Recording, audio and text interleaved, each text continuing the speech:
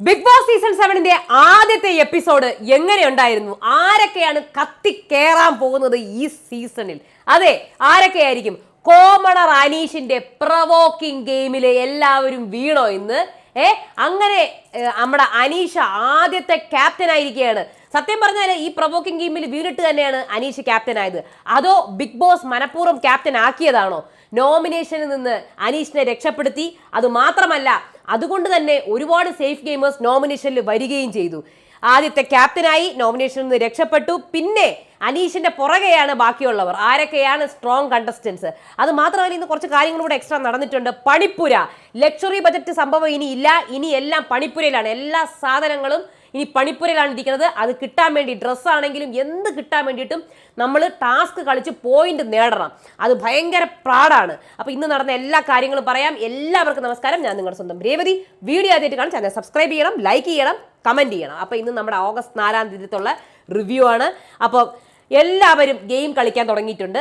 ചിലവർ ആദ്യത്തെ ദിവസം തന്നെ തുടങ്ങി, ചിലവർ പതുക്കെ പതുക്കെ തുടങ്ങുന്നുണ്ട്. ഇതിന് ആർക്കായിരിക്കും പ്രിഫറൻസ്? ആദ്യത്തെ ദിവസം ഗെയിം കളിച്ച് തുടങ്ങിയത് ആരാണ്? ചെന്നുടനെ തന്നെ എനിക്ക് തോന്നുന്നു കോമണർ അനീഷാണ്. ഭയങ്കര ചൊറിച്ചിലായിരുന്നു. കമൻസ് മൊത്തം നെഗറ്റീവ് തന്നെയായിരുന്നു. പക്ഷേ പുള്ളിക്കാരൻ എന്തെങ്കിലുമൊക്കെ കളിക്കുന്നതായിട്ട് എനിക്ക് ഫീൽ ചെയ്തിട്ടുണ്ട്. പ്രവോക്കിംഗ് ഗെയിമാണ് കളിക്കുന്നത്. അപാര പ്രവോക്കിംഗ് ഗെയിമാണ്. അതുപോലെ നമുക്കിങ്ങനെ അത്രയ്ക്ക് ദേഷ്യം വരും. അവിടെയുള്ള എല്ലാവർക്കും നല്ല രീതിയിലുള്ള ദേഷ്യം വരുന്നുണ്ടായിരുന്നു. അത് സത്യം പറഞ്ഞാൽ ക്യാപ്റ്റൻസി ടാസ്കിൽ അനീഷിനെ രക്ഷപ്പെടുത്തി എന്ന് വേണം പറയാൻ.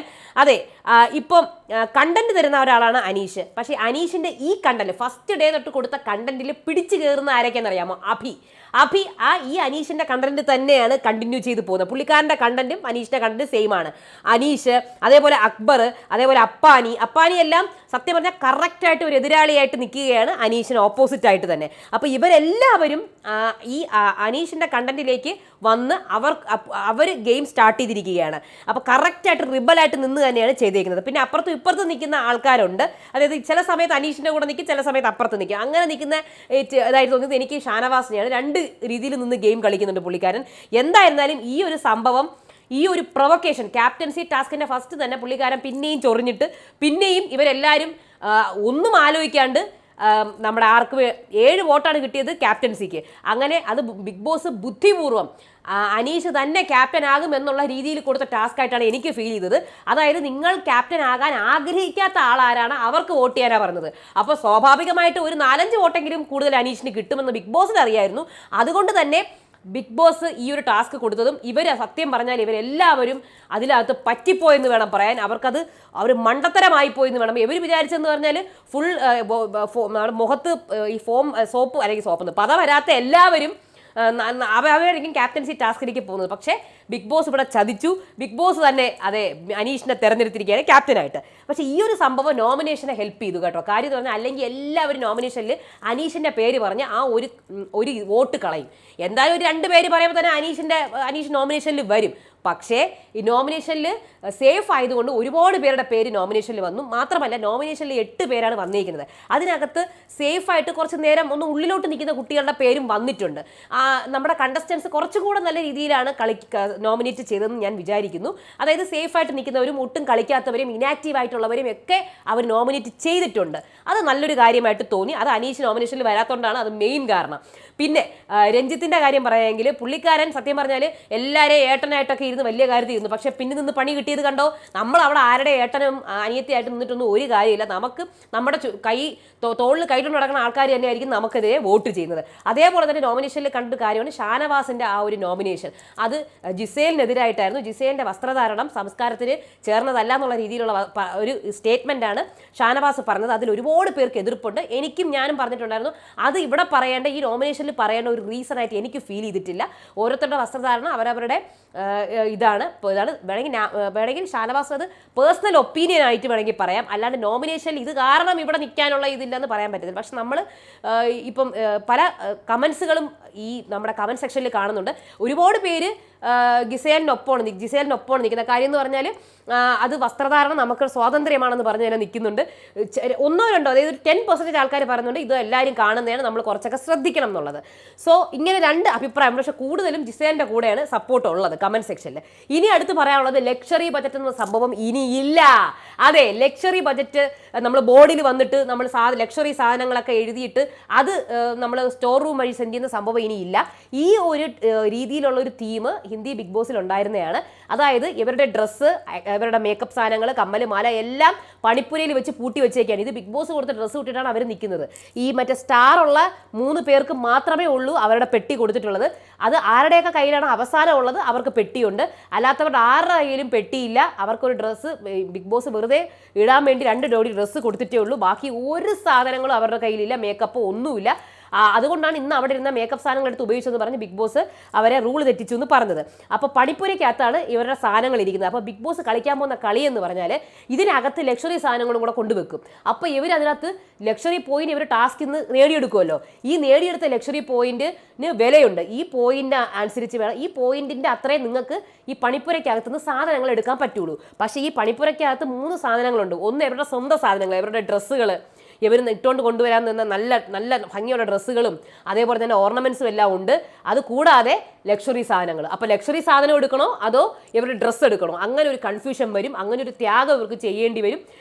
അപ്പോൾ അത് ഭയങ്കര ബുദ്ധിമുട്ടുള്ള ഒരു തീമാണ് ഈ നടന്നുകൊണ്ടിരിക്കുന്നത്.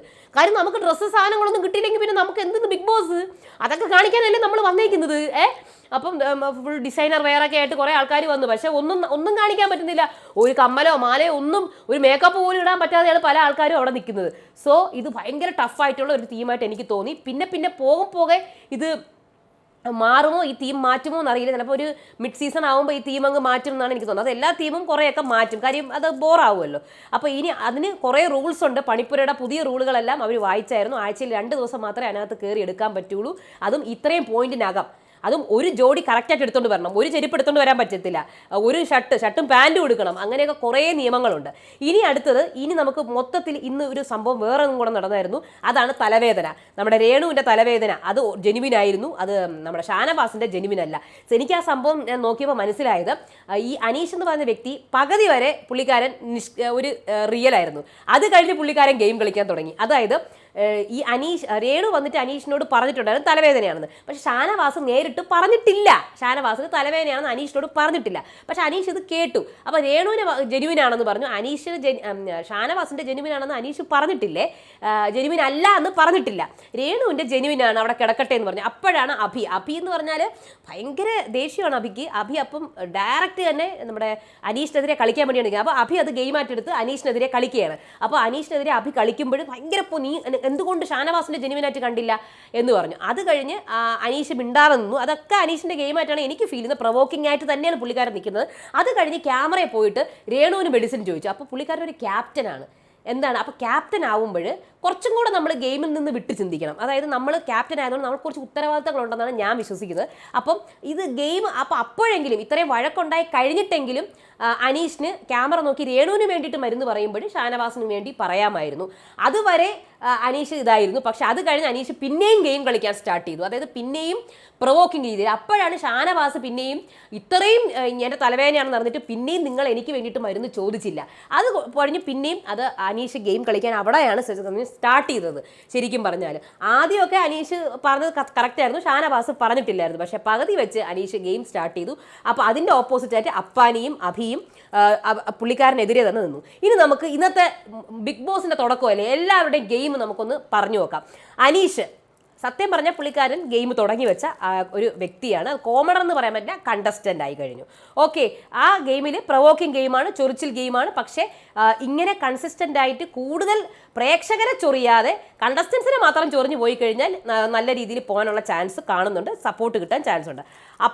അപ്പാനി റിയാക്ട് ചെയ്യുന്ന വ്യക്തിയാണ്, നല്ല രീതിയിൽ റിയാക്ട് ചെയ്യുന്ന വ്യക്തിയാണ്. പക്ഷേ അനീഷിൻ്റെ അടുത്ത് മാത്രം റിയാക്ട് ചെയ്യാതെ ബാക്കിയുള്ളവരുടെ അടുത്തും റിയാക്ട് ചെയ്യണം. ഇനി അഭിയുടെ കാര്യത്തിൽ ഒരു നെഗറ്റീവായിട്ട് എനിക്ക് പറയാനുള്ള ദേഷ്യം, ഭയങ്കര ഭയങ്കരമായ ദേഷ്യമാണ് ഇന്ന് രേണുവിൻ്റെ അടുത്തൊക്കെ കാണിച്ചതും. അത് രേണുവിൻ്റെ അടുത്ത് മാത്രം അത് നേരത്തെ തന്നെ സ്ട്രാറ്റജൈസ് ചെയ്ത് രേണു പുറത്ത് നെഗറ്റീവ് ആയതുകൊണ്ട് കാണിച്ചതാണോ എന്ന് എനിക്കറിയില്ല. അത് എല്ലാവരോടും കൂടെ കാണിക്കണം. കാര്യം എപ്പോഴും നമുക്ക് രേണുവിനോട് മാത്രം അനീഷിനോട് മാത്രം ആയി കഴിഞ്ഞാൽ അവർ പോസിറ്റീവ് ആവത്തേ ഉള്ളൂ. ഓക്കെ, അക്ബർ എന്ന് പറഞ്ഞാൽ നന്നായിട്ട് റിയാക്ട് ചെയ്തുകൊണ്ട് നല്ലൊരു എൻ്റർടൈനർ ഒക്കെയാണ്. നല്ല രീതിയിൽ ബിഗ് ബോസിൽ ഇപ്പോൾ എല്ലാവരും ഒരേപോലെയാണ് കേട്ടോ. എല്ലാവരും കളിക്കുന്നുണ്ട്, ഈ പറഞ്ഞ ആൾക്കാരെല്ലാം കളിക്കുന്നുണ്ട്. പക്ഷേ എല്ലാത്തിലും കയറി ഓവർ ആക്ട് ഇതാകാതിരിക്കുക. ഇപ്പം നല്ല രീതിയിൽ പോകുന്നുണ്ട്.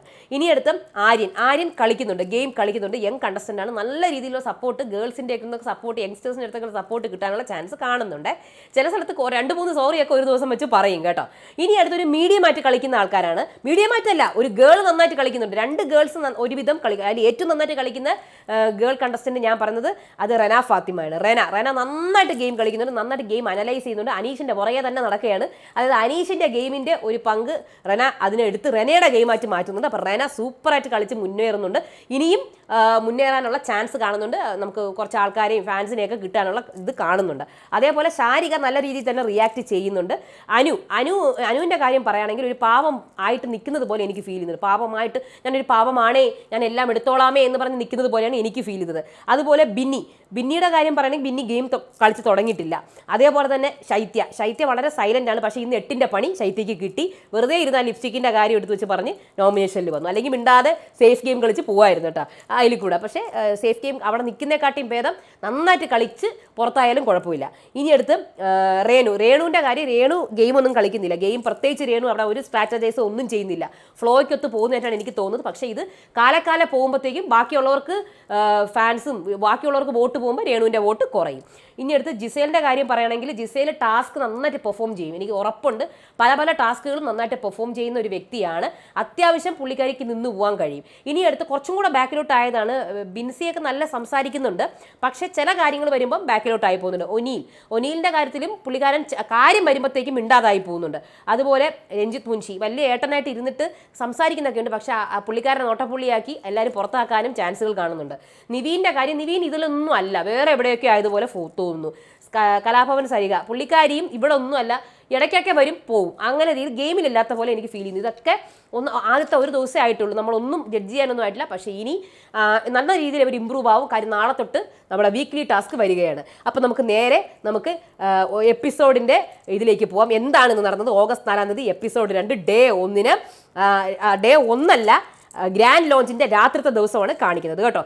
അപ്പം ടാഗും പിടിച്ചുകൊണ്ട് ഇങ്ങനെ നിൽക്കുന്നുണ്ട് ഷാനവാസിൻ്റെ പുറകെ അക്ബർ ബാ ഉറങ്ങാ ബാബാ. അപ്പോൾ ഷാനവാസ് ഇത് 7ന്റെ പണിയാണ് എനിക്ക് കിട്ടിയിരിക്കുന്നത്. അപ്പോൾ ബിന്നി പൊത്തി നടക്കുന്നുണ്ട്, ടാഗ് പൊത്തി നടക്കുന്നുണ്ട്, സ്റ്റാർ പൊത്തി നടക്കുന്നുണ്ട്. അനീഷ് ഷാനവാസിൻ്റെ അടുത്ത് പുറകെ നടക്കുന്നുണ്ട്. അപ്പം എൻ്റെ കൈ തട്ടും എന്ന് ഷാനവാസ് പറയുന്നുണ്ട്. അപ്പം ഉടനെ തന്നെ അനീഷ് പറയുന്നുണ്ട്, എൻ്റെ കൈ തട്ടിയാൽ കാണാം നോക്കിക്കോ, കൈ തട്ടിയാൽ എൻ്റെതും ഞാൻ വെച്ചേക്കുവോ പിന്നെ. അപ്പോൾ ഷാനവാസ് നേരെ പോയിട്ട്, അതായത് നമ്മുടെ എന്താണ് അനീഷ് കുറച്ച് പ്രൊവോക്കിംഗ് അല്ല, പുറകെ നടക്കുന്നുണ്ട്. ഇതൊക്കെ ബിഗ് ബോസിൽ കോമൺ ആയിട്ടുള്ള കാര്യമാണ്. ഇതൊക്കെ സഹിക്കാൻ പറ്റുമെങ്കിൽ ബിഗ് ബോസിലേക്ക് വന്നാൽ മതി കേട്ടോ. അപ്പോൾ ഷാനവാസിന് അത് താങ്ങാൻ പറ്റുന്നില്ല കേട്ടോ. ഷാനവാസ് ഉടനെ പോയിട്ട് ഒനീലിൻ്റെ കയ്യിൽ ഇത് കൊടുക്കുകയാണ്, എന്തോന്ന് ഈ ബാഡ്ജ്. അപ്പോൾ ഒനീൽ എന്ത് സാധനം എന്താന്ന് പോലും പുള്ളിക്കാരന് മനസ്സിലാവും. പുള്ളിക്കാരൻ അതൊക്കെ വെച്ചത് എങ്ങനെയൊക്കെ നോക്കുന്നത്, എന്താ സാധനം ഇത് എന്നുള്ള രീതിയിൽ. അപ്പോൾ അക്ബർ വന്നിട്ട് ഞാൻ എടുത്തെന്ന് പറഞ്ഞ് എടുത്തിട്ട് പോവുകയാണ്. അത് കഴിഞ്ഞ ശേഷം അനീഷ് പറഞ്ഞിട്ട് അയ്യയ്യേ എൻ്റെ പേര് പറഞ്ഞ് കീഴടങ്ങാൻ നോക്കുക. അയ്യേ ഞാൻ നിങ്ങളെ യു ആർ എ ലൂസർ എന്ന് പറഞ്ഞുകൊണ്ട് അനീഷ് മാറിപ്പോകുന്നുണ്ട്. അപ്പം ഷാനവാസ് ഓക്കെ എന്ന് പറയുന്നുണ്ട്. ഇനി അടുത്തത് ഷാനവാസും രഞ്ജിത്തും അബിയും കൂടി ഇരുന്നുണ്ട്. ഷാനവാസ് ഇത് 7ന്റെ പണിയാണ് എന്ന് പറയുന്നുണ്ട്. അത് കഴിഞ്ഞ് പെണ്ണുങ്ങളും അക്ബറും കൂടെ അവിടെ എല്ലാവരും കൂടെ കൂട്ടയിടിയാണ്. ആദില നൂറ ഒക്കെ ഉണ്ട്, എല്ലാവരും കൂടെ പിടിച്ചു പറിക്കൽ നടക്കുകയാണ് ടാഗിന് വേണ്ടിയിട്ട്. അത് കഴിഞ്ഞ് ജിസേലും നമ്മുടെ റെനയും കൂടെയാണ്. റെന ഇരിക്കുന്നുണ്ട്. അപ്പം ജിസയിലും റെനയും എല്ലാവരും കൂടെ ഇതാണ്. അപ്പോഴത്തേക്ക് അവിടെ നിന്നിട്ട് അക്ബറിൻ്റെ കമൻട്രിയാണ്, പ്രിയമുള്ളവരെ കലാസ്നേഹികളെ, നമ്മുടെ ഹിന്ദി ബിഗ് ബോസിൻ്റെ മിസൈൽ എന്നാണ് ഞാൻ കേട്ടത് കേട്ടോ. സത്യം പറയാം, ജിസയിലും റെനയും നവീനും എല്ലാം കൂടി ഇവിടെ അവരുടെ ഒരു കൂട്ടപ്രകടനമാണ് കാഴ്ചവെക്കുന്നതെന്നൊക്കെ പറഞ്ഞ് അക്ബർ അവിടെ കമൻട്രി ഒക്കെ ഇടുന്നുണ്ട്. ഇപ്പോൾ ബിഗ് ബോസ് എല്ലാവരെയും ലിവിംഗ് റൂമിൽ വിളിക്കണം. കാര്യം കുറച്ച് ഫിസിക്കലായി ബിഗ് ബോസ് വിചാരിച്ച് ഇനി എന്തിന് കുറച്ച് കഴിയട്ടെ എന്നുള്ള രീതി, നമുക്ക് നാളെ കുറേ കണ്ടന്റ് എടുക്കാമല്ലോ എന്ന് വിചാരിച്ച് ബിഗ് ബോസ് എല്ലാവരെയും വിളിച്ചു വരുത്തിയിട്ട് പറയാണ് ഇനി കാര്യങ്ങളുടെ സ്ഥിതി ഇങ്ങനെയൊക്കെയാണ്. അപ്പം നമുക്കൊരു കാര്യം ചെയ്യാം, ഇനി ആരും സ്റ്റാർ ബാൻഡ് കൈക്കലാക്കാൻ നിൽക്കേണ്ട, തൽക്കാലം ടാസ്ക് ഇങ്ങനെ നിർത്തി വെച്ചേക്കുകയാണ്. അത് കഴിഞ്ഞ് ഡേ 1 രാവിലെ ലോകത്തിൻ കഥയറിയാതെ ബിഗ് ബോസ്. അപ്പം 11 മണിക്കാണ് വരുന്നത്. എന്തുകൊണ്ടെന്ന് വെച്ചാൽ ആദ്യത്തെ ദിവസം തന്നെ ഒന്നാമത് ഇവരെ ഉറക്കം കിട്ടിയിട്ടുണ്ടാവില്ല. അപ്പോൾ അതുകൊണ്ട് തന്നെ 11 മണിക്ക് മോർണിംഗ് സോങ് വെക്കത്തുള്ളൂ. രണ്ടാമത്തെ വേറൊരു വലിയ കാര്യം, ഇവരുടെ ബയോളജി ക്ലോക്ക് തെറ്റിക്കാനും കൂടിയാണ് ഇത് ചെയ്യുന്നത്. കാര്യം അവർക്ക് ടൈം കാൽക്കുലേറ്റ് ചെയ്യാൻ പറ്റാത്ത രീതിയിൽ ഇവരെ ആക്കുകയാണ്. പിന്നെ ആദ്യത്തെ ദിവസം ഇവർക്ക് നല്ല ഫുഡൊക്കെ കൊടുക്കും. നിങ്ങൾ ശ്രദ്ധിച്ചിട്ടുണ്ടെന്ന് അറിഞ്ഞൂടാ, നന്നായിട്ട് ഇവർക്ക് ഫുഡ് കൊടുക്കും. തലേ ദിവസവും കൊടുക്കും, ഗ്രാൻഡ് ലോഞ്ചിന് എന്തായാലും കൊടുക്കും. അത് കഴിഞ്ഞ് ആദ്യത്തെ ദിവസം നല്ല ഫുഡിങ് ആയിരിക്കും, വയറ് നിറച്ച് കഴിക്കാൻ ഒരുപാട് ക്വാണ്ടിറ്റി ഫുഡ് അവർക്ക് കൊണ്ടുവരും. നിങ്ങൾ ശ്രദ്ധിച്ചിട്ടുണ്ടോയെന്ന് അറിയില്ല. അടുത്ത ദിവസം തൊട്ട് പരിപ്പ് കയറിയ കാര്യം നമ്മളിങ്ങനെ നന്നായിട്ട് തീറ്റിച്ചിട്ട് അടുത്ത ദിവസം തൊട്ട് നമുക്ക് ഒന്നും കിട്ടാതാകുമ്പോൾ എന്നുള്ള ഒരു പരവേശം ഉണ്ടാവുമല്ലോ, അത് വല്ലാത്തൊരു വിഷമമാണ്. പിന്നെ കുറഞ്ഞു വരും, ടെൻഷനും കൂടി വരും. അപ്പോൾ അതൊരു സൈക്കോളജിക്കൽ ഒരു മൂവാണ്. അത് കഴിഞ്ഞ ശേഷം എല്ലാവരും ഡാൻസ് കളിക്കുന്നുണ്ട്. അത് കഴിഞ്ഞ് നമ്മുടെ നമ്മുടെ ഈ റെനയും രഞ്ജിത്തും എല്ലാവരും ഇരിക്കുകയാണ്. അപ്പോൾ അവിടെയാണ് റെനയും രഞ്ജിത്ത് തമ്മിൽ ഒരു പ്രശ്നം ഉണ്ടായത്. പ്രശ്നമൊന്നുമില്ല, പക്ഷേ ഏജിൻ്റെ കാര്യത്തിൽ. അപ്പം രഞ്ജിത്ത് ഏട്ടാ എന്ന് വിളിക്കുമ്പം ഏട്ടാ തന്നെ വിളിക്കുന്നത് രഞ്ജിത്ത് പറയുന്നത്. അപ്പോൾ റെന പറയണം പിന്നെ പ്രശ്നമൊന്നും ഉണ്ടാക്കരുത്. അപ്പോൾ രഞ്ജിത്ത് പറയുന്നുണ്ട്, എനിക്ക് എൻ്റെ അച്ഛനും അമ്മേനെയും, ഞാൻ അച്ഛൻ്റെ അമ്മേനെയും മോനാണ്, ഞാൻ ഒരു അച്ഛനും അമ്മയുടെയും മോനാണ്, ഞാൻ പറയത്തില്ല. അപ്പോൾ ഉടനെ റെന നമ്മൾ പിന്നെ 2 അച്ഛനമ്മയുടെ മക്കളാണ് എന്നൊക്കെ പറഞ്ഞപ്പം രഞ്ജിത്ത് എന്ത് ഒന്നുമില്ല. അത് ഈ റെന പിന്നെ എടുത്ത് ഉപയോഗിക്കുന്നുണ്ട്. അപ്പോൾ ബിഗ് ബോസ് നിയമലംഘനം നടത്തി എന്ന് പറഞ്ഞിട്ട് ബിഗ് ബോസ് ലിവിംഗ് റൂമിൽ എല്ലാവരെയും വിളിച്ച് വരുത്തിയാണ്. അനുവാദമില്ലാതെ ആരാണ് മേക്കപ്പ് സാധനങ്ങൾ എടുത്തത്? സത്യം പറ, ആരൊക്കെയാണ്? അപ്പം നമ്മുടെ ശൈത്യ, ഞാൻ അപ്പോഴേ പറഞ്ഞതാണ് എടുക്കേണ്ടതെന്നുള്ളത്. അപ്പോൾ ബിഗ് ബോസ് ഇതൊക്കെ ഉപയോഗിക്കാനായിരുന്നെങ്കിൽ ഞാൻ ഇതൊക്കെ എടുത്ത് നിങ്ങളുടെ സാധനങ്ങളൊക്കെ എടുത്ത് ഞാൻ പണിപ്പുരയിൽ വെക്കേണ്ട ആവശ്യം വല്ലതുകൊണ്ടോ?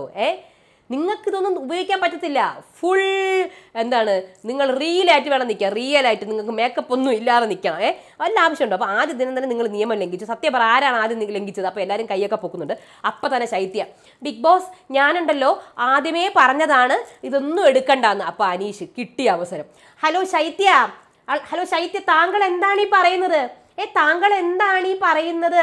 താങ്കൾ ഉപയോഗിച്ചിട്ട് താങ്കൾ തന്നെ പറയുന്നുണ്ടല്ലോ ഇത്. താങ്കൾ ചെയ്യുന്നത് ഫൂളിഷ്നെസ് ആണ്, താങ്കൾ പറയുന്നത് തെറ്റാണ് കേട്ടോ. It is wrong Shaithya, it is wrong. അപ്പോൾ ആൾക്കാർ സ്ക്രീൻ സ്പേസ് കൊണ്ടുപോയി. അപ്പോൾ ഇറ്റ് ഈസ് റോങ്, ഞാൻ ഇരിക്കത്തില്ല, എനിക്ക് പറയാനുള്ള അവസരം തരൂ. ഇറ്റ് ഈസ് റോങ് ശൈത്യ, താങ്കൾ ചെയ്യുന്ന. അപ്പോൾ ശൈത്യ, സോറി ബിഗ് ബോസ്, ഞാൻ അറിയാണ്ട് പറഞ്ഞു പോയി. സത്യം പറഞ്ഞാൽ പണി മേടിച്ചെന്ന് വേണം പറയാൻ. എല്ലാവരും അപ്പം അനീഷിനെ പിടിച്ചിരുത്തി. പക്ഷേ എല്ലാവർക്കും ശൈത്യയോട് നല്ല ദേഷ്യം ഉണ്ടായിരുന്നു. അത് നോമിനേഷനിൽ തീർക്കുകയും ചെയ്തു. അപ്പം അത് കഴിഞ്ഞിട്ട് ബിഗ് ബോസ് പറയുന്നത് റേസ് സ്റ്റാർ ബാൻഡുള്ള ആരൊക്കെയാണ്? അപ്പം നമ്മുടെ ആര്യനും ജിസേലും ആദിലയും എണീറ്റ് നിൽക്കുന്നുണ്ട്. അപ്പോൾ ഇനി ആർക്കും തട്ടിപ്പറിക്കാൻ കഴിയില്ല, നിങ്ങൾക്കാണ് നമ്മുടെ ഫുൾ സാധനങ്ങൾ നിങ്ങൾക്ക് തരും. അത് കഴിഞ്ഞിട്ട് വരുന്നത് ക്യാപ്റ്റൻസി ടാസ്ക്കാണ്. ക്യാപ്റ്റൻസി ടാസ്കിൽ ആദ്യം നമ്മളൊരു എന്താണ് ടാസ്ക് എന്ന് പറഞ്ഞാൽ മറ്റേ ഷേവിംഗ് ഫോം കൊണ്ടുവരും.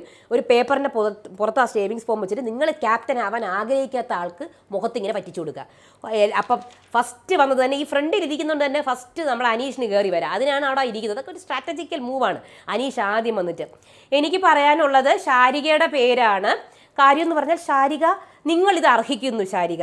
കാര്യം എന്ന് പറഞ്ഞാൽ ഇന്ന് നിങ്ങളൊരു ഹോട്ട് സീറ്റിലെ ഇൻ്റർവ്യൂവറാണ്, പക്ഷെ നിങ്ങൾ ജനങ്ങളെ പറ്റിച്ചുകൊണ്ടിരിക്കുകയാണ്. നിങ്ങൾക്ക് മലയാളി ഓഡിയൻസിനെ നിങ്ങൾ പറ്റിക്കുകയാണ് ശാരിക. കാര്യം നിങ്ങൾ ഫേക്കാണ് ചെയ്യുന്നത്, നിങ്ങളുടെ വ്യക്തിത്വം ഇല്ലായ്മയാണ് ഇവിടെ കാണുന്നത്. ബി കെയർഫുൾ ശാരിക എന്ന് പറഞ്ഞ് ശാരികയുടെ മുഖത്ത് ഫോം ചെയ്യുന്നു. അത് കഴിഞ്ഞ് അഭി വരെയാണ്. അഭി വന്നിട്ട് അക്ബർ സംസാരിക്കാൻ അനുവദിക്കുന്നില്ല. ഇവർ തമ്മിൽ ഭയങ്കര ഒരു മത്സരം നടക്കുന്നുണ്ട്. പക്ഷെ പുറമേ ഇങ്ങനെ തോളി കൈയിട്ടൊക്കെ നടക്കുമെങ്കിലും. അത് കഴിഞ്ഞ് നിവീൻ വന്നിട്ട് അനീഷിനെ പറയാണ്, അതായത് പറയുന്നത് ഞാൻ ശാരിക ചേച്ചിയുടെ അവിടെ കൂടെ ഉണ്ടായിരുന്നു കേട്ടോ, എനിക്ക് അങ്ങനെയൊന്നും ഫീൽ ചെയ്തില്ല. പിന്നെ ശാരിക ചേച്ചി പറഞ്ഞല്ലോ ഗസ്റ്റിനോട് അനുവാദം ചോദിച്ചിട്ടാണ് ഇതൊക്കെ ചെയ്യുന്നതെന്നുള്ളത്. ഇനി ആദില നൂറ വന്നിട്ട് അനീഷേട്ടൻ, ആദിലയും നൂറെ രണ്ടുപേരും 2 രീതിയിലുള്ള സംസാരമാണ് കേട്ടോ. ഒരാൾ കോഴിക്കോട് സ്ലാങ് ആണ് തനി. അപ്പം അനീഷേട്ടൻ എന്താ പറയുന്നേ എന്ന് പറഞ്ഞിട്ട് നമ്മുടെ നൂറ എന്തോന്ന്, നമ്മൾ മനുഷ്യന്മാരല്ലേ, നമ്മളിവിടെ ഒന്നും മിണ്ടുന്നേ ഇല്ല. പുള്ളി ഒന്നും മിണ്ടുന്നില്ല. രാവിലെ ഗുഡ് മോർണിംഗ് പറഞ്ഞിട്ടും മിണ്ടുന്നില്ല. ക്യാപ്റ്റനായാൽ പിന്നെ മിണ്ടാത്ത ക്യാപ്റ്റനെയാണോ നമ്മൾ എടുക്കേണ്ടത്? പിന്നെ അപ്പോൾ ഫാത്തിമ, മലയാളം എഴുതാനും വായിക്കാനും ഒക്കെ അറിയുന്ന ആൾ വരണം എന്ന് പറയുന്നത് പറ്റാത്ത കാര്യമാണ്, അങ്ങനെ നടക്കാത്ത കാര്യമാണ്. അപ്പോൾ അതിനുവേണ്ടി വെറുതെ വാശി പിടിച്ച് ഇന്നലെ വെറുതെ കോർണർ ഗെയിം കളിച്ചു എന്നൊക്കെ ഫാത്തിമയും പറയുന്നുണ്ട്. RJ ബിൻസി വന്നിട്ട് അനീഷിനെ പറയുന്നുണ്ട്, ഒരു ക്യാപ്റ്റൻ ആണെങ്കിൽ അണ്ടർസ്റ്റാൻഡിങ് വേണം, അറിയാമോ, വിട്ടുകൊടുക്കാൻ പാടില്ല. പക്ഷേ ഇവിടെ ഈ പുള്ളിക്കാരനാണെങ്കിൽ ഒട്ടുമേ അണ്ടർസ്റ്റാൻഡിങ് ഇല്ല എന്നൊക്കെ പറഞ്ഞ് ഭയങ്കര സ്പീച്ചൊക്കെ നടത്തി എല്ലാവരും ക്ലാപ്പൊക്കെ ചെയ്യുന്നുണ്ട്. അത് കഴിഞ്ഞ് ജിസേൽ വന്നിട്ട് എനിക്ക് രേണു ആണ് പറയാനുള്ളത്. രേണു പറയാനുള്ള കാരണം, രേണു ടാസ്ക് ഞാൻ ഇങ്ങനെ എൻ്റെ ബാഡ്ജ് ഇങ്ങനെ കാണിച്ചു കൊടുത്തു, ജസ്റ്റ് ടേക്ക് മീ എന്ന് പറഞ്ഞിട്ട്. പക്ഷേ എന്ത് ചെയ്യാനാണ്, രേണു അത് തൊട്ടിട്ട് പോലുമില്ല. അത് കഴിഞ്ഞിട്ട് സരിക വന്നിട്ട് എനിക്ക് അനീഷിനെയാണ് പറയാനുള്ള കാര്യം എന്ന് പറഞ്ഞാൽ, അനീഷ് എന്ന് പറഞ്ഞാൽ ഫുൾ ഒറ്റപ്പെടൽ ഇതാണ് കാണിക്കുന്നത്. കാര്യം അപ്പാനി പോവാന്ന് നമ്മൾ ശരത്തിനെ വിട്ടതാണ് ടാസ്ക് ലെറ്റർ വായിക്കാൻ വേണ്ടിയിട്ട്. പക്ഷേ അപ്പോഴും ഇങ്ങനെ എതിരായിട്ട് ഇങ്ങനെ നിന്നതും ശരിയായില്ല. അത് കഴിഞ്ഞിട്ട് റെന ഫാത്തിമ വന്നിട്ട് റെന വന്നിട്ട് റെന എനിക്ക് നാക്കിൽ വരില്ല. റെന വന്നിട്ട് രഞ്ജിത്തേട്ടനെയാണ് ഞാൻ പറയുന്നത്. കാര്യം എന്ന് പറഞ്ഞാൽ ഏജ് വെച്ച് ഡിസ്ക്രിമിനേഷൻ നടത്തുന്നുണ്ട്. കാര്യം പുള്ളിക്കാരൻ ക്യാപ്റ്റൻ ആയാൽ എന്നെയൊക്കെ ഇനി പരിഗണിക്കുമോ എന്ന് ചോദിക്കുന്നുണ്ട്. അത് കഴിഞ്ഞ് ശൈത്യ വന്നിട്ട് എനിക്ക് ആദിലയും നൂറയുടെയും പറയാനുണ്ട്. പുള്ളിക്കാരി നമ്മളോടൊന്നും സംസാരിക്കുന്നില്ല. ഇനി അടുത്ത് അനിമോട് വന്നിട്ട് എനിക്ക് പിന്നെ എല്ലാവരും സേഫ് കളിച്ചതായിട്ടാണ് എനിക്ക് ഫീൽ ചെയ്തത്. ഏതിൽ? നമ്മൾ ഈ ടാസ്കിൽ എനിക്ക് അനീഷേട്ടനെയാണ് പറയാനുള്ളത്. ഞാൻ വിചാരിച്ചു കോമണറാവാം, ഭയങ്കരമായിട്ട് കമ്പനി അടിക്കാമെന്നൊക്കെ. പക്ഷെ എന്ത് ചെയ്യാൻ, ഞാൻ കമ്പനി അടിക്കാൻ വേണ്ടി പോയിട്ട് പുള്ളി തിരിഞ്ഞു പോലും നോക്കണില്ല, എന്നോട് ചിരിക്കണ പോലും ഉണ്ടായിരുന്നില്ല. പിന്നെ ആദ്യത്തെ ദിവസം എൻ്റെ അടുത്ത് സൗന്ദര്യമില്ലെന്നൊക്കെ പറഞ്ഞാൽ അത് ഞാൻ മറന്ന് അതൊന്നും പോയിട്ടുണ്ടാവില്ല പുറത്തേക്ക്. എന്നാലും അത് പറയണ്ട, അത് പറഞ്ഞാൽ ഇനി പോയിട്ടുണ്ടെന്ന് വിചാരിക്കും. എന്നാലും അനീഷേട്ടൻ എന്നോടും ചിരിച്ച പോലും ഇല്ല. അത് കഴിഞ്ഞിട്ട് ബിന്നി വന്നിട്ട് ശൈത്യത പറയുന്നുണ്ട് തട്ടിപ്പറിച്ചില്ല, ഒട്ടും ഒരു സ്പോർട്സ്മാൻ സ്പിരിറ്റ് ഒന്നും ഇല്ല എന്ന് പറയുന്നുണ്ട്. അത് കഴിഞ്ഞ് ശാരിക വന്നിട്ട് എനിക്ക് അനീഷിന്റെ പേരാണ് പറയാനുള്ളത്. പറയൂ, നിങ്ങൾ നടന്ന കാര്യം പറയൂ ആദ്യം. ഓക്കെ, നിങ്ങൾ ധൈര്യത്തോടു കൂടെ പറയൂ, നിങ്ങൾ കാര്യം പറയൂ. അനീഷ് ഞാൻ പറയട്ടെ, അതെ ഷീ സെഡ് ഇറ്റ് എന്നൊക്കെ അനീഷ് പറയുന്നുണ്ട്. ഞാൻ പറയണോ നിങ്ങൾ പറയണോ? ഞാൻ പറയുന്നോ നിങ്ങൾ പറയുന്നോ? അവിടെ ഇരിക്കൂ. എനിക്ക് കുറച്ച് കാര്യങ്ങൾ പറയാനുള്ളത്. നമ്മുടെ ടോക്കിനെ കുറിച്ചൊന്നും എനിക്ക് പറയാൻ താല്പര്യമില്ല. നിങ്ങൾ ധൈര്യം ഉണ്ടെങ്കിൽ അതിനെക്കുറിച്ച് പറയൂ. ഞാൻ എൻ്റെ കാര്യമാണ് പറയാൻ വന്നിരിക്കുന്നത്. ഹോട്ട് സീറ്റ് എന്ന് പറയുന്നത് ഒരു ഇൻ്റർവ്യൂ അല്ല. ഹോട്ട് സീറ്റ് എന്ന് പറഞ്ഞൊരു ഷോയാണ്. അതിൽ നമ്മൾ ഗസ്റ്റിനെ വിളിക്കും, അവരോട് കാര്യങ്ങളൊക്കെ പറയും, ഇങ്ങനത്തെ കാര്യങ്ങളൊക്കെയാണ് എന്ന് പറയും, ചോദ്യങ്ങളൊക്കെ ചോദിക്കും. എന്നിട്ട് ആ ഒരു പ്രോഗ്രാമിന് ഇത്രയും റീച്ച് കിട്ടിയിട്ടുണ്ട്. അത് എൻ്റെ വിജയം തന്നെയാണ്. അത് നമ്മളിതൊക്കെ ഒരു ഷോയാണ്, ഷോയിന് ആവശ്യമുള്ള കാര്യങ്ങളാണ്, സക്സസ്ഫുൾ ഷോയാണ്. ഓക്കെ, അതെൻ്റെ വിജയമാണ് എന്ന് പറഞ്ഞ് ക്ലാപ്പൊക്കെ മേടിച്ചിട്ട് അവിടെ പോയി ഇരിക്കുന്നുണ്ട്. പിന്നെ ക്യാപ്റ്റൻ എന്ന് പറഞ്ഞാൽ റൂൾ ബുക്കൊക്കെ വായിച്ചിട്ട് പോലും താങ്കൾ കേട്ടിട്ടില്ല ഈ അനീഷ്. പിന്നെ എങ്ങനെ ഒരു ക്യാപ്റ്റൻ ആവും? അത് കഴിഞ്ഞിട്ട് നമ്മുടെ ആര്യൻ വന്നിട്ട് ആദില നൂറേനെയും പറയുന്നുണ്ട് റൂൾ ബ്രേക്ക് നടത്തിയെന്ന് പറഞ്ഞിട്ട്. അപ്പാനി വന്നിട്ട് രേണു സുധീനെയാണ് പറയുന്നത് ടാസ്ക് പെർഫോം ചെയ്യുന്നില്ല. ഷാനവാസ് വന്നിട്ട് വളരെ സില്ലി റീസണടാ, ഞാൻ നടക്കുകയായിരുന്നു, അപ്പോൾ അനുവും കൂടെ എൻ്റെ കൂടെ നടക്കാൻ വന്നു, പക്ഷെ അനു കണ്ടിന്യൂ ചെയ്തില്ല, നിർത്തിപ്പോയി, അത് ശരിയല്ല. അപ്പം എല്ലാവരും സൂപ്പർ അങ്ങനെ. എന്നിട്ട് രഞ്ജിത്ത് വന്നിട്ട് അനീഷിനെ പറയുന്നുണ്ട് ക്യാപ്റ്റന് വേണ്ടത് നല്ലൊരു ഡയറക്ഷൻ കൊടുക്കലാണ്, അത് ഈ അനീഷിനില്ല. അത് കഴിഞ്ഞ് രേണു വന്നിട്ട് റെനേനെ പറയുന്നുണ്ട് നമ്മൾ ഇന്നലെ രാത്രി ഇവരെല്ലാവരും കൂടെ അങ്ങോട്ടും ഇങ്ങോട്ടും ഭയങ്കര അടി കൂടിയപ്പോൾ നമ്മൾ ബിഗ് ബോസിനോട് പറയാൻ പോയി ഇത് എന്തോന്നാണ് വയലൻസ് ആണെന്ന്. അപ്പം ഈ റെന വന്ന് പറയുന്നു നിങ്ങൾ എന്തിന് ബിഗ് ബോസിനോട് പറയുന്നത്? റെന ആരാ ഇതൊക്കെ പറയാൻ? ആരാണ് ഈ രേണു സുധിയോട് പറയാൻ എന്നുള്ള രീതിയിൽ. അപ്പോൾ അത് കഴിഞ്ഞിട്ട് അക്ബർ വന്നിട്ട് അനിമോളിനെ പറയുന്നുണ്ട്. അനിമോൾക്ക് അത് വിഷമമായിട്ട് പോകുന്നുണ്ട്. അങ്ങനെ 7 വോട്ട്. അപ്പോൾ ബിഗ് ബോസ് ഒനിയിൽ വന്നിട്ട് അനീഷിനെ പറയുന്നുണ്ട് ഈ അനീഷിന് ഒരു പുരോഗമനവും ഇല്ല, ഒന്നുമില്ലാത്ത ഒരാളാണ്. അപ്പോൾ ബിഗ് ബോസ് അവിടെ ഇരിക്കുക. ഇനി മുഖത്ത് നമ്മൾ ഈ ഫോം കിട്ടാത്ത ആൾക്കാരൊന്നും എണീക്കുക. അപ്പോൾ എല്ലാവരും നമ്മൾ തന്നെ ഇത്രയും പേരുണ്ട്, എല്ലാവരും ഒറ്റ ക്യാപ്റ്റൻസി ടാസ്ക് ഒക്കെ കളിക്കണം, ഭയങ്കര ബുദ്ധിമുട്ടായിരിക്കും. ഹായ് ബിഗ് ബോസ്, നമ്മളാണ് ക്യാപ്റ്റൻ ആവാൻ പോകുന്ന ആൾക്കാർ. നിങ്ങൾ ഇത്രയും സീസണായിട്ടും ബിഗ് ബോസ് ഇത്രയും സീസണായിട്ട് പഠിച്ചില്ലേ എന്തോന്നാണെന്നുള്ളത്? ടാസ്ക് ലെറ്റർ എന്താ നേരെ വായിക്കാത്തത്? അപ്പം അപ്പാനി നമ്മൾ വായിച്ച് റെഡിയാണ്, ഞാൻ ക്യാപ്റ്റൻ ആവാൻ റെഡിയാണ്. നിങ്ങൾ ഏത് സീസണിലാണ് വന്നിരിക്കുന്നത്? ഇത് സീസൺ 7 ആണ്. ഇത് 7ന്റെ പണിയാണ്. ആരാണ് ക്യാപ്റ്റൻ എന്നറിയണ്ടേ? അനീഷ്. അപ്പം എല്ലാവരും അപ്പം Aneesh thank you boss, thank you. അപ്പോൾ എല്ലാവരും പോയിട്ട് ഇനി കൺഗ്രാജുലേറ്റ് ചെയ്യുക, ഒന്നും പറയണ്ട, അല്ല ചമ്മിയ മോഹമൊക്കെ മാറ്റിയിട്ട് കൺഗ്രാജുലേഷൻ. അത് കഴിഞ്ഞ ശേഷം പിന്നെ നടന്നതെന്ന് പറഞ്ഞാൽ ഓക്കെ ഒരു മിനിറ്റ്. അത് കഴിഞ്ഞ് നമ്മുടെ ക്യാപ്റ്റൻസി ടാസ്ക് കഴിഞ്ഞു, അനീഷ് ക്യാപ്റ്റനായി. അത് കഴിഞ്ഞ് അപ്പാനിയും അനുവും സരികയും കൂടെ സംസാരിക്കുകയാണ്. അപ്പോൾ അതിനകത്ത് സരിക പറയാണ് ക്യാപ്റ്റൻ ആവുമെന്ന് വിചാരിച്ച പോലും ഇല്ല കേട്ടോ. അപ്പോൾ അനു അടിപൊളിയല്ലേ പുള്ളിക്കാരൻ, അടിപൊളി, നല്ല ആൾ തന്നെയാണ്. അനുവിന് സത്യം പറഞ്ഞാൽ എന്ത് പറയണമെന്ന് അറിയില്ല. അപ്പോൾ അപ്പാനി ക്യാപ്റ്റൻ ആയ ശേഷം കുഴപ്പമൊന്നുമില്ല, പക്ഷേ ഇനി തൊട്ട് പുള്ളിക്കാരൻ്റെ ഓരോ കുറ്റങ്ങളും നമ്മൾ നോക്കി വെച്ചിട്ട് എണ്ണി ചോദിക്കണം. അത് കഴിഞ്ഞിട്ട് രേണുവും അഭിയും റെനയും കൂടെ നിൽക്കുകയാണ് ഊഞ്ഞാലിൽ. അപ്പം രേണു എന്തായാലും ഇവിടെയുള്ള ആൾക്കാരുടെ ഒറിജിനൽ സ്വഭാവം 2 ദിവസം കൊണ്ടൊന്നും ഇതാവില്ല, പക്ഷേ 100 ദിവസം വരെ ഹൈഡ് ചെയ്ത് നിൽക്കുന്ന ആൾക്കാരൊക്കെ ഉണ്ട്. അപ്പോൾ അത് കഴിഞ്ഞ് റെന ചോദിക്കുകയാണ് രേണുവിൻ്റെ അടുത്ത്, അപ്പോൾ ചേച്ചിയും ഹൈഡ് ചെയ്ത് നിൽക്കുകയാണോ? അപ്പോൾ രേണു, ഓ ഞാനൊരു 2 ആഴ്ച വരെ നിൽക്കുമായിരിക്കും, അത് കഴിഞ്ഞ് പിന്നെ ഞാൻ എൻ്റെ ഒറിജിനൽ സ്വഭാവം കാണിക്കും. അപ്പോൾ അഭി, ഓ എനിക്ക് ഈ ദേഷ്യം ഒന്ന് പോയി കിട്ടണം. സത്യം അഭിക്ക് ആ ഒരു ചെറിയൊരു നെഗറ്റീവ് ഉള്ളത് ആ ദേഷ്യമാണ്. ആവശ്യമില്ലാത്ത കുറേ ദേഷ്യപ്പെടുമ്പോൾ ഉണ്ടല്ലോ, പിന്നെ നമ്മൾ ഓപ്പോസിറ്റ് നിൽക്കുന്ന ആളുടെ കയ്യിൽ പോയിന്റ് ഉണ്ടെങ്കിൽ ചിലപ്പോൾ പണി കിട്ടും. അത് കഴിഞ്ഞിട്ട് പണിപ്പുര എന്ന് പറഞ്ഞ സംഭവത്തിൻ്റെ റൂൾസും റെഗുലേഷൻസും ഒക്കെ പറഞ്ഞു കൊടുക്കാൻ വേണ്ടി ബിഗ് ബോസ് എല്ലാവരും അവിടെ ഇരുത്തിയാണ്. നിങ്ങളുടെ സാധനങ്ങളൊക്കെ പണിപ്പുരയിലാണ്. ഓക്കെ, പണിപ്പുരയിൽ നിങ്ങളുടെ ലക്ഷറി ഐറ്റംസ് ബ്രൗൺ കളർ പാക്കറ്റിൽ, അതേപോലെ തന്നെ ആക്സസറീസ് വള കമ്മലൊക്കെ ഒരു പച്ച പാക്കറ്റിനകത്തും, ബാക്കിയുള്ള സംഭവങ്ങൾ അതായത് ഫുഡ് ഐറ്റംസ് ലക്ഷറിയിൽ അവർ മേടിക്കുന്നത് ചിക്കൻ, മറ്റേ നെയ്യ്, ഇതൊക്കെ ഫുഡ് ഐറ്റംസ് എല്ലാം പിങ്ക് കളർ പാക്കറ്റിലും ഉണ്ടാവും. ഇനി നിങ്ങൾക്ക് ബേസിക് റേഷൻ മാത്രമേ ഉണ്ടാവുള്ളൂ, ലക്ഷറി ബജറ്റ് എന്ന സംഭവമേ ഉണ്ടാവത്തില്ല. ഇനി പണിപ്പുരയിൽ കുറച്ച് റൂൾസ് ഉണ്ട്, അത് ക്യാപ്റ്റൻ വായിക്കുകയാണ്. അതായത് ഇവർ കൊണ്ടുവന്ന ആദ്യത്തെ റൂൾ, ഇവർ കൊണ്ടുവന്ന എല്ലാ സാധനങ്ങളും പണിപ്പുരയിലേക്ക് പോയി, ലക്ഷറി സാധനങ്ങൾ പണിപ്പുരയിലുണ്ട്. അത് കഴിഞ്ഞിട്ട് ഒരു വീക്കിൽ നിങ്ങൾക്ക് കിട്ടുന്ന ലക്ഷറി പോയിന്റുകളെല്ലാം എടുത്തിട്ട് വേണം ഈ സാധനങ്ങളിൽ നിന്ന് നിങ്ങൾ പണിപ്പുരയിൽ നിന്ന് സാധനം എടുക്കാൻ. നിശ്ചിത പോയിന്റ് ഉണ്ട് ഓരോ സാധനങ്ങൾക്കും. ആഴ്ചയിൽ 2 തവണ മാത്രമേ അതിനകത്ത് കയറാൻ പറ്റൂ. ലക്ഷറി പോയിന്റിൽ ഒതുങ്ങുന്ന സാധനങ്ങൾ മാത്രമേ എടുക്കാവൂ. അതുമാത്രമല്ല, ഇത്ര സമയം ഉണ്ട്, അത്ര സമയത്തിനകത്ത് എടുത്തില്ല എങ്കിൽ സാധനം തിരിച്ചു വെക്കേണ്ടി വരും. ഇനി നിങ്ങൾക്ക് ആവശ്യമുള്ള സാധനങ്ങൾ നിങ്ങൾക്ക് വേണ്ടിയിട്ടുള്ളത് എടുക്കാം, അല്ലെങ്കിൽ മറ്റുള്ളവർക്ക് പുള്ളിക്കാരൻ്റെ ഡ്രസ്സ് എടുക്കണം, ഞാൻ പോയി എടുക്കാം, അല്ലെങ്കിൽ എൻ്റെ ഡ്രസ്സ് എടുക്കണം. അതൊക്കെ ഭയങ്കര ഗെയിമാണ് കേട്ടോ ഇനി വരാൻ പോകുന്നത്. എനിക്കറിയത്തില്ല എങ്ങനെ ഇത് കളിക്കുമെന്ന് കേട്ടോ, കാര്യം ഹിന്ദി ബിഗ് ബോസിലുള്ള ഗെയിമാണിത്. അപ്പം ബാസ്ക്കറ്റിൽ നിക്ഷേപിക്കണം. അതായത് നിങ്ങളെടുത്ത സാധനമാണെങ്കിൽ നിങ്ങളുടെ പേഴ്സണൽ എന്ന് പറഞ്ഞ ബാസ്ക്കറ്റിൽ ഇടണം, അല്ലെങ്കിൽ മറ്റുള്ളവരുടെ ബാസ്ക്കറ്റിൽ ഇടണം. ഓക്കെ, പൂർണ്ണ എടുക്കുമ്പോൾ തന്നെ ജോഡി സെറ്റായിട്ട് എടുക്കണം. അല്ലാണ്ട് ഒരു സ്ലിപ്പർ, ഒരു ചെരുപ്പ്, ഒരു തുണി, ഒരു ടോപ്പ് അങ്ങനെയൊന്നും എടുത്തിട്ട് വരരുത്. പകുതി യൂണിഫോം പകുതി സാധനം പറ്റത്തില്ല. ഓക്കെ, അത് എടുക്കത്തില്ല, അത് വാല്യൂ ആക്കത്തില്ല. എടുക്കുന്ന സാധനം എറിയുകയോ കൈമാറ്റം ചെയ്യുകയോ, അതായത് സമയമായി എന്ന് പറഞ്ഞ് പുറത്തേക്ക് എറിയുകയോ അങ്ങനെയൊന്നും ചെയ്യരുത്. അവസാനം ക്യാപ്റ്റൻ സാധനങ്ങൾ എടുത്ത് കൃത്യമായി പറയണം. ഓക്കെ, ഇതാണ് നമ്മുടെ പണിപ്പുര എന്ന് പറഞ്ഞ സംഭവം. ഇത് കഴിഞ്ഞ ശേഷം പിന്നെ നടന്നതെന്ന് പറഞ്ഞാൽ ലീവിങ് ഏരിയയിൽ എല്ലാവരും ഇരിക്കുകയാണ്. അപ്പോൾ അനീഷ്, റെസ്പെക്റ്റ് എനിക്ക് വേണം. ഇത് ഞാനൊരു 50 തവണ പറയും, റെസ്പെക്റ്റ് എനിക്ക് വേണം കേട്ടോ. Respect is very important. Respect എനിക്ക് വേണം, റെസ്പെക്റ്റ് ഈസ് വെരി ഇമ്പോർട്ടൻറ്റ്. എനിക്ക് ബഹുമാനം കിട്ടിയേ പറ്റുള്ളൂ. ഇത് കേൾക്കുമ്പോൾ തന്നെ ഓപ്പോസിറ്റ് ബഹുമാനം അങ്ങനെ തരാനുള്ളതല്ല. ബഹുമാനം എന്ന് പറഞ്ഞാൽ ഏൺ ചെയ്യണം, റെസ്പെക്റ്റ് ഏൺ ചെയ്യണം.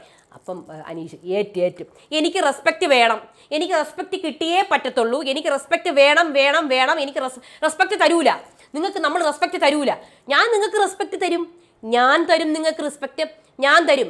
റെസ്പെക്റ്റ് അങ്ങനെ എടുക്കാൻ പറ്റില്ല. എനിക്ക് റെസ്പെക്റ്റ് വേണം, എനിക്ക് കിട്ടിയേ പറ്റുള്ളൂ. അത് കഴിഞ്ഞ് നേരെ നോമിനേഷനിലേക്ക് പോവുകയാണ്. നോമിനേഷനിൽ ആദ്യം തന്നെ നമ്മുടെ സാധാരണ നോമിനേഷനാണ്. അനിമോൾ പോകുന്നു, ജിസേലിനെ വോട്ട് ചെയ്യുന്നു, രഞ്ജിത്തിന് വോട്ട് ചെയ്യുന്നു. മാറിയിരിക്കുന്നു എന്ന് പറഞ്ഞിട്ടാണ് ജിസേലിനും. അതുമാത്രമല്ല, രഞ്ജിത്ത് എപ്പോഴും വഴക്ക് മാത്രമേ ഉള്ളൂ, പുള്ളിക്കാരെ ഫേക്ക് എന്നൊക്കെയാണ് പറയുന്നത്. ആര്യൻ വന്നിട്ട് ശൈത്യയ്ക്ക് വോട്ട് കൊടുക്കുന്നു. അതായത് ശൈത്യയെ കുറിച്ച് പറയുന്നത് എന്താണോ അവൾ കാണിക്കുന്നത് അതേപോലെ തന്നെ നമ്മുടെ നിവീനും വോട്ട് ചെയ്യുന്നുണ്ട്. പുള്ളിക്കാരൻ എന്തോ എഫേർട്ടൊന്നും ഇടുന്നില്ല, ഫേക്കാണെന്നാണ് പറയുന്നത്. അത് കഴിഞ്ഞിട്ട് സരിക വന്നിട്ട് ആര്യനെ വോട്ട് ചെയ്യണം. അതായത് ഗെയിമിൻ്റെ ഇടയ്ക്ക് ഇങ്ങനെ ആവശ്യമില്ലാത്ത കമൻറ്റുകൾ, അതായത് ഗെയിമിൽ മറ്റേ ബാഡ്ജ് പിടിക്കാൻ പോകുമ്പോൾ ഓ ഞാൻ കെട്ടിപ്പിടിക്കാം, ഓ എൻ്റെ ബാക്കിൽ പിടി, ഇങ്ങനെയുള്ള കമൻസ് ഒക്കെ പാസ് ചെയ്യുന്നു. അതുപോലെ തന്നെ ഒനിയിലാണെങ്കിൽ നാളെ കളിക്കാം, മറ്റന്നാൾ കളിക്കാം എന്ന് പറഞ്ഞ് ഇങ്ങനെ ഇരിക്കുന്നു. അത് കഴിഞ്ഞ് അക്ബർ വന്നിട്ട് നമ്മുടെ പറയുന്നുണ്ട് അഭിലാഷും ഷാനവാസും എന്നെ പ്രൊവോക്ക് ചെയ്യാൻ നോക്കുന്നുണ്ട്, പക്ഷേ അവരെൻ്റെ നല്ല കണ്ടൻറ്റേഴ്സാണ്, എനിക്ക് അവരെ ആവശ്യമുണ്ട്, അവരവിടെ നിൽക്കട്ടെ. എനിക്ക് വേണ്ടത് മുൻഷി രഞ്ജിത്തിനെയും ആദില നൂറേനെയാണ് നോമിനേഷനിൽ. മുൻഷി രഞ്ജിത്ത് ഒരു ഇൻവോൾവ്മെൻ്റ് ഇല്ല, ആദില നൂറയും 2 പേരുണ്ടായിട്ടും കൂടി ഒന്നുമല്ല. പിന്നെ ബിൻസിയുടെ കാര്യം പറയണമെങ്കിൽ ബിൻസി വന്നിട്ട് പറഞ്ഞത് ശൈത്യയുടെയും നിവീൻ്റെയും പേരാണ് ആക്റ്റീവ് അല്ല. ഒനിയിൽ വന്നിട്ട് പറയുന്നത് ശൈത്യയുടെയും ജിസേലിൻ്റെയും പേരാണ് ആക്റ്റീവ് അല്ല. ബിന്നി വന്നിട്ട് പറയുന്നത് ബിന്നി ശൈത്യയുടെയും രഞ്ജിത്തിൻ്റെയും പേരാണ് ആക്റ്റീവ് അല്ല എന്ന് പറഞ്ഞ് തന്നെയാണ് വോട്ട് ചെയ്തത്. അഭി വന്നിട്ട് രേണു സുഗിയുടെ പേര് പറയുന്നുണ്ട്, ഒറ്റപ്പെടൽ സ്ട്രാറ്റജിയൊക്കെ കളിക്കുന്നു, മാറി നിൽക്കുന്നു എന്നൊക്കെ. ആര്യൻ്റെ പേര് പറയുന്നുണ്ട്, അതായത് ഭയങ്കര ചില കാര്യങ്ങളൊക്കെ ഭയങ്കര ധാർഷ്ട്യം കാണിക്കുന്നുണ്ടെന്ന്. ഇനി റെന വന്നിട്ട് പറയുന്നത് നിവീൻ്റെ പേരാണ്, ഗെയിം മനസ്സിലാക്കാത്ത പോലെയും. ശൈത്യയുടെ പേരാണ്, ലിപ്സ്റ്റിക്കിൻ്റെ കാര്യത്തിലാണ് ശൈത്യയുടെ പിടി വീണിരിക്കുന്നത്, പിന്നെ ഫുൾ ശൈത്യയാണ്. രഞ്ജിത്ത് വന്നിട്ട് ശൈത്യയുടെ കാര്യത്തിൽ ലിപ്സ്റ്റിക്കിൽ വല്ല ആവശ്യമുണ്ടോ. അത് കഴിഞ്ഞ് ജിസേലിൻ്റെ പേര് പറയുന്നത് ലാംഗ്വേജ് പ്രോബ്ലം. ജിസേൽ വന്നിട്ട് രേണുവിനെയും ശാരികനെയും പറയുന്നുണ്ട് എനർജി ഇല്ല, എഫേർട്ട് എടുക്കുന്നില്ല എന്നൊക്കെ പറഞ്ഞ്. ശാരിക വന്നിട്ട് രേണുവിൻ്റെ പേര് പറയുന്നുണ്ട്, പ്രോപ്പറായി കളിക്കുന്നില്ല, ഗെയിമേ കളിക്കുന്നില്ല.